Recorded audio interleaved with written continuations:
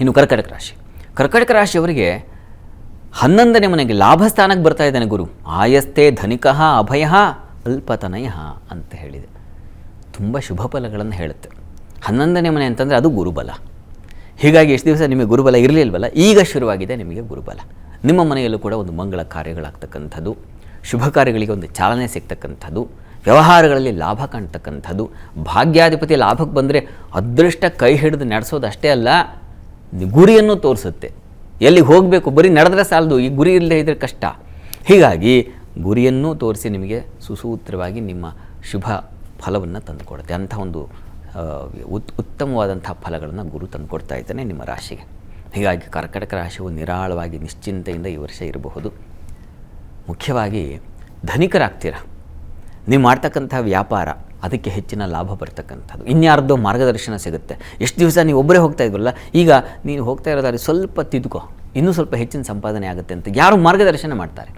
ಆ ಥರದ್ದು ಒಂದು ಅವಕಾಶ ಸಿಗುತ್ತೆ. ಹಿರಿಯರು, ಗುರು ಸಮಾನರು, ದೊಡ್ಡವರು, ಇಂಥವರ ಸಂಪರ್ಕ ಏರ್ಪಾಡಾಗ್ತಕ್ಕಂಥ ಸಾಧ್ಯತೆ ಇದೆಲ್ಲ ತುಂಬ ಚೆನ್ನಾಗಿದೆ. ಮಕ್ಕಳ ವಿಚಾರದಲ್ಲಿ ಮನಸ್ತಾಪಗಳೆಲ್ಲ ಬಿಡುಗಡೆಯಾಗಿ ಒಂದು ಸಾಮರಸ್ಯ ಭಾವನೆ ಏರ್ಪಾಡಾಗ್ತಕ್ಕಂಥದ್ದು.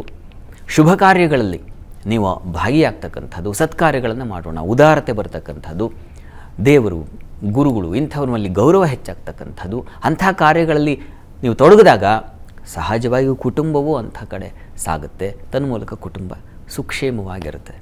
ಹೀಗಾಗಿ ಕರ್ಕಟಕ ರಾಶಿಯವರಿಗೆ ಬಹಳ ಚೆನ್ನಾಗಿದೆ ಈ ಗುರುಬಲ, ಈ ಗುರು ಪರಿವರ್ತನೆ ಅಂತಕ್ಕಂಥದ್ದು ನಿಮ್ಮ ಪಾಲಿಗೆ ಒಂದು ಸುವರ್ಣ ಫಲವನ್ನು ತಂದುಕೊಡುತ್ತೆ. ಅದರಲ್ಲಿ ಯಾವುದೇ ಸಂಶಯ ಬೇಡ. ಚೆನ್ನಾಗಿದೆ.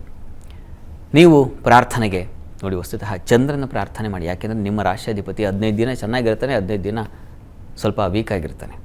ಕೃಷ್ಣ ಪಕ್ಷಕ್ಕೆ ಬಂದಾಗ ಅವನ ಬಲ ಕಡಿಮೆ ಆಗ್ತಾ ಹೋಗುತ್ತೆ. ಹೀಗಾಗಿ ಅಮ್ಮನವ್ರ ಉಪಾಸನೆ, ಅಮ್ಮನವ್ರ ಪ್ರಾರ್ಥನೆ, ಅಮ್ಮನವರಿಗೆ ಕ್ಷೀರದಾನ ಮಾಡ್ತಕ್ಕಂಥದ್ದು, ಇದರಿಂದ ನಿಮ್ಮ ಮನೋಬಲ ಚೆನ್ನಾಗಿರ್ತದೆ. ಅಮ್ಮನವ್ರ ಉಪಾಸನೆ ಮಾಡಿಕೊಂಡ್ರೆ ಸಾಕು ತಾವು.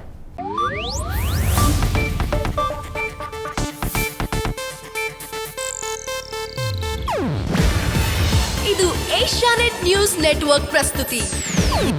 ನೀವು ನೋಡ್ತಿದ್ದೀರಾ ಏಷ್ಯಾನೆಟ್ ಸುವರ್ಣ ನ್ಯೂಸ್.